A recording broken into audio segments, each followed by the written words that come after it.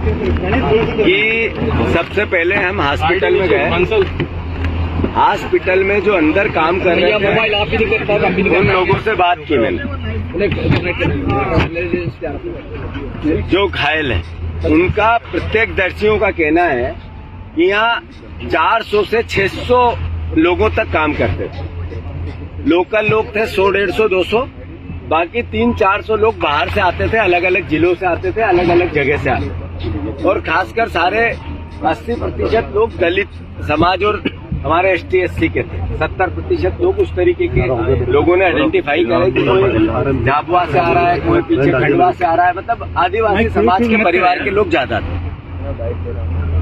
Ultimately जहाँ 500-600 लोग काम कर रहे हो, कम भी होंगे, 400 होंगे, तब भी एक बेसमेंट था नीचे।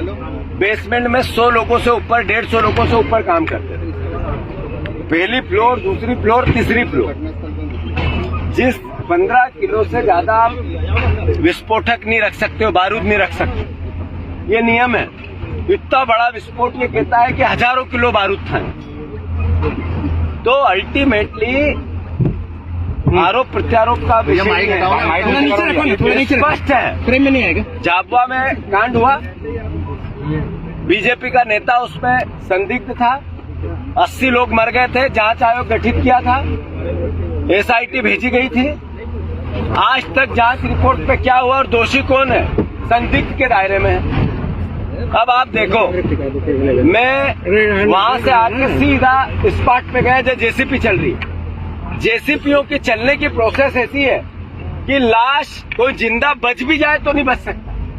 और फिर न फोरेंसिक का कोई आदमी दिख रहा है, न कोई एक्सपर्ट इस पूरे इस तरह के आपदा प्रबंधन का दिख रहा है। अल्टीमेटली एक तरह से रेस्क्यू ऑपरेशन के नाम पे जमीन को खोदा जा रहा है, मतलब केवल JCP से जमीन को पलटी जा रही है। ये मैं समझता हूं कि लापरवाही का सबसे बड़ा उदाहरण है। इस सरकार को संज्ञान लेना था। सरकार का एक नुमाइंदा, यहाँ का मंत्री, यहाँ का प्रभारी मंत्री, इतने लोग मर गए, क्या 24 घंटे यहाँ रुक नहीं सकता था, यहाँ रह नहीं सकता था, यहाँ बैठ के रेस्क्यू ऑपरेशन में अपनी सहयोगिता नहीं दे सकता था? मुख्यमंत्री जी यहाँ से 100 किलोमीटर दूर है, हेलीकॉप्टर से आने में 10 मिनट लगते हैं, कल ही क्यों नहीं आए? अगर आप में इतनी संवेदनाएं सत्ता के मद में समाप्त हो गई है, तो फिर तो मध्य प्रदेश के वासियों, भगवान राम के सहारे हैं हम लोग।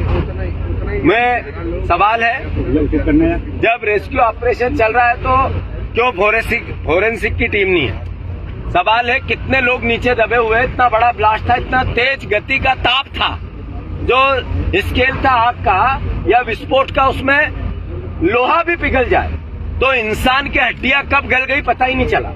ये फोरेंसिक के लोगों ने, एक्सपर्ट लोगों ने जो वहां अंदर काम कर रहे हैं, उन्होंने मुझे बताया।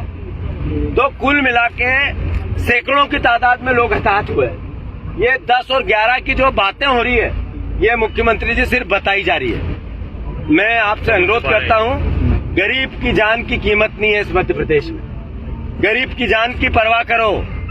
आप अलग अलग तरीके से राशन देके गरीब का वोट लेने की कोशिश करो, आपकी इच्छा, पर जान की कीमत करो। आप ये बताओ, आपने अभी तक हमने नाम सुना था कि शराब माफिया होता है, भू माफिया होता है, रेत माफिया, माइनिंग माफिया होता है।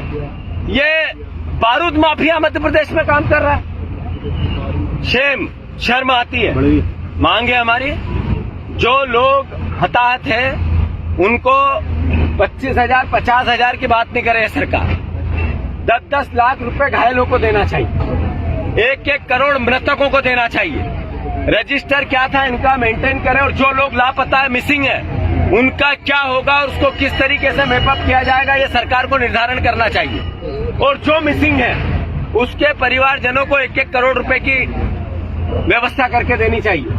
बच्चियां 2-2 मेरे से अभी मिली, उसका पूरा परिवार मिला, माता पिता दोनों चले गए। छोटे छोटे बच्चे, महिलाएं काम करने आती थी तो साथ लाते थे, कितने सुराग हो गए पता ही नहीं चला। अल्टीमेटली लोग ऊपर से वीडियो विजुअल आ रहे हैं, 3-3 मंजिल, 2-2 मंजिल से कूद के मर रहे हैं लोग, इतनी यातना था।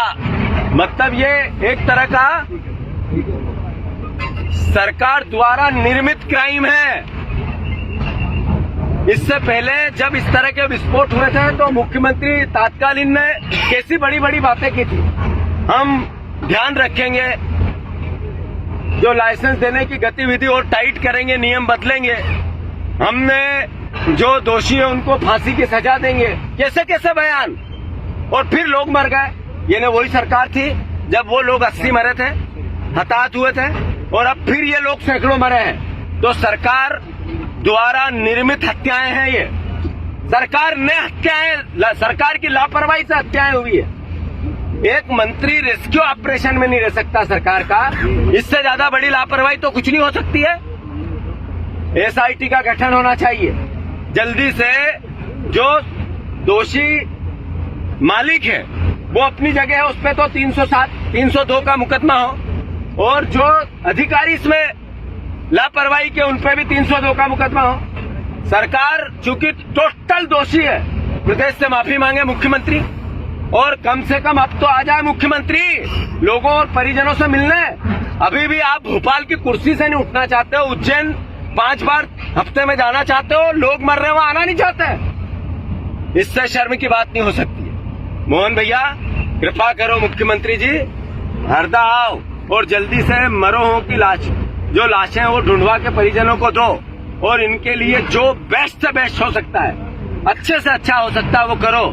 कांग्रेस पार्टी इस पूरे काम में आप सरकार के साथ। मिसिंग के 2 मामले ही आए हैं सर प्रशासन का कहना है कि मिसिंग के 2 मामले सारी बातें अखबार में, मीडिया में है, आप लोगों के संज्ञान में है। एक व्यक्ति के 2 लोग मरे 2018 में, जब मुकदमा हुआ 10 साल की सजा हुई, फिर 20 में 3 लोग मरे, फिर इसी फैक्ट्री में फिर इन पे क्या हुआ आज तक पता नहीं चला, फिर 22 में 3 लोग मरे इसी फैक्ट्री में, आज तक क्या हुआ पता नहीं चला, और अब कितने लोग मरे, सैकड़ों की तादाद में है, हजारों की दो संख्या में है, 90 है, 100 है, 50 है, 40 है, क्या है पता ही नहीं चल रहा है। अल्टीमेटली ये सरकारी हत्याएं नहीं है तो क्या है? मिसिंग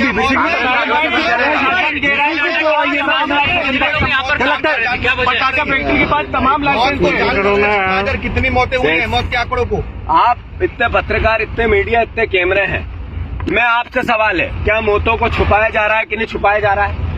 ऐसे जेसीबी चलेगी, 600 लोग जहाँ काम करते हैं, एक साथ ब्लास्ट होगा और नीचे गिर जाएगी, दब जाएगा, और इस तरीके का रेस्क्यू ऑपरेशन जो नॉन प्रोफेशनल लोगों के, बिना प्रोफेशनल लोगों के द्वारा चलाया जा रहा है, तो नेचुरल है लाशों को छुपाने का षड्यंत्र है। विधानसभा चल रही है, उनके पास पीएम आवास योजना के मकानों को मंजूरी दी गई पटाखा फैक्ट्री के पास। सब बातें सरकार की घोर लापरवाही का नतीजा है। वो चाहे आसपास रहवासी क्षेत्र में फैक्ट्री का मामला हो, या फैक्ट्री के आसपास सरकारी योजनाओं के मकान के पैसे देना, बातें सेकेंड है, ये आएगी। पर आज जरूरत है जो लाशें हैं वो परिजनों को दें, और प्रभावित परिवारों की सरकार सहायता करे। विधानसभा चल रही है क्या? सही तरीके से न्याय करे, छुपाए नहीं, अपराध को छुपाए नहीं।